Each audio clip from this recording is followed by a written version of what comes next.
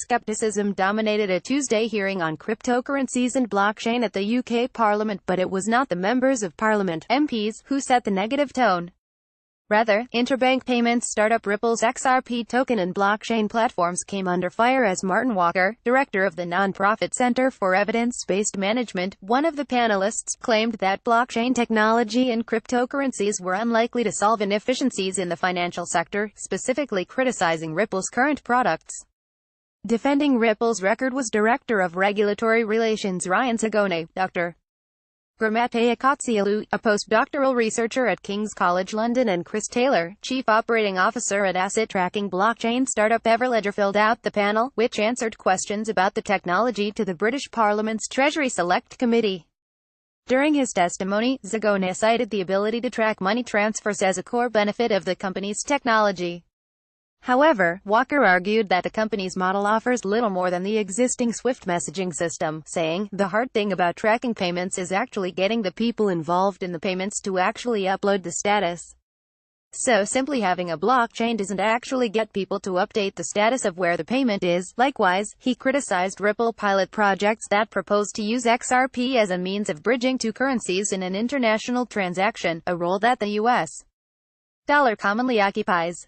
"You have the concept of a crossing currency to deal with that scenario where there's a lack of liquidity," Walker explained, remarking further, "You need someone to provide the liquidity to be able to change into and out of Ripple. And holding Ripple, a currency which has seen its price drop 80% and then back up 100% in the course of the last 2 months, is just not credible. So putting cryptocurrencies into the financial sector is a huge source of risk." The ministers at the hearing also turned their attention to Ripple, specifically expressing confusion regarding XRP's relationship to Ripple Labs.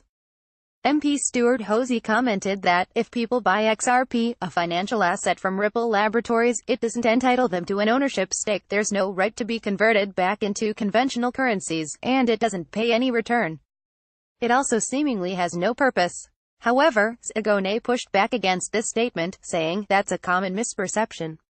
XRP is open source and it was not created by our company, so that existed as an open source technology.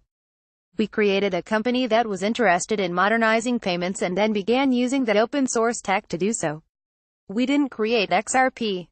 What we do have is we do own a significant amount of XRP, it was gifted to us by some of the open source developers that created it. But there's not a direct connection between Ripple the company and XRP." Asked whether XRP was designed to avoid regulations, Zagone reiterated his statements from earlier in the hearing that Ripple only sells XRP to institutional investors and not retail consumers, and likewise that the company merely makes use of XRP, but is not directly connected to it. With the conclusion of the hearing, Walker advised the committee to think critically about blockchain technology and cryptocurrencies, saying, "I would just urge the committee that we do not repeat the mistakes that have been made over and again of getting blinded by the word innovation, particularly relating to financial products." Parliament Square sign image via Shutterstock. The leader in blockchain news, CoinDesk is a media outlet that strives for the highest journalistic standards and abides by a strict set of editorial policies.